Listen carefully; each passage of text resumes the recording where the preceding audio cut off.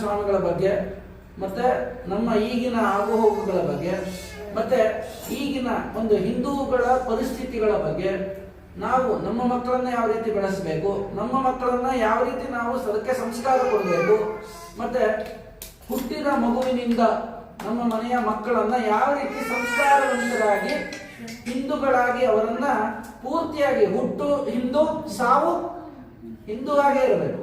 ಹುಟ್ಟಿದ ಯಾವ ರೀತಿ ನಾವು ಹಿಂದೂವಾಗಿ ಹುಟ್ಟಿದ್ದೀವೋ ಸಾಯುವವರೆಗೆ ನಾವು ಹಿಂದೂವಾಗಿ ಇರಬೇಕು. ಅದಕ್ಕೆ ಈ ರೀತಿಯಾದಂತಹ ಕಾರ್ಯಕ್ರಮಗಳನ್ನ ಅಂದ್ರೆ ಹಿಂದೂ ಧರ್ಮದ ಧರ್ಮ ಶಿಕ್ಷಣವನ್ನ, ಧರ್ಮದ ಒಂದು ಸಂಸ್ಕಾರವನ್ನ, ಸಂಸ್ಕೃತಿಗಳನ್ನ, ಸಂಪ್ರದಾಯಗಳನ್ನ, ಹಬ್ಬಗಳನ್ನ, ಹರಿದಿನಗಳನ್ನ ಅಂದ್ರೆ ಈಗ ನೆಕ್ಸ್ಟ್ ಬರುವಂತದ್ದು ಯಾವುದು?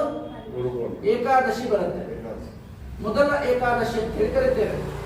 ಆ ಏಕಾದಶಿ ಇನ್ನು 6ನೇ ತಾರೀಕಿದೆ.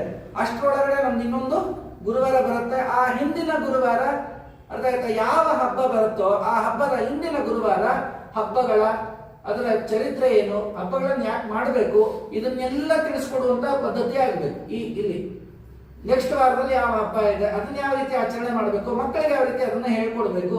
ಇದನ್ನ ಒಂದೊಂದು ವಾರದ ಹಿಂದೆ ಒಂದು ಹಬ್ಬ ಬಂತು ಅಂದ್ರೆ, ಒಂದು ಗಣೇಶನ ಹಬ್ಬ ಬಂತು ಅಂದ್ರೆ ಅದ್ರ ಹಿಂದಿನ ವಾರ ಅದನ್ನ ಯಾವ ರೀತಿ ನಾವು ಮಾಡಬೇಕು, ಇದನ್ನೆಲ್ಲವನ್ನ ತಿಳಿಸ್ಕೊಡುವಂತದ್ದನ್ನ ಇಲ್ಲಿ ಕಾರ್ಯಕ್ರಮ 1 ಅವರ್ 7 ರಿಂದ 8 ಪ್ರತಿ ಗುರುವಾರ ಅದಾಗ್ತಾ ಇದೆ. ಇವತ್ತಿಂದ ಪ್ರಾರಂಭ ಆಗುತ್ತೆ.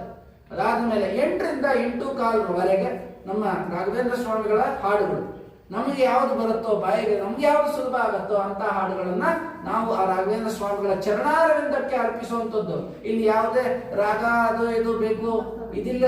ನಮ್ಮ ಭಕ್ತಿ ಪೂರ್ವಕವಾಗಿ ಅರ್ಥ ಆಯ್ತಾ.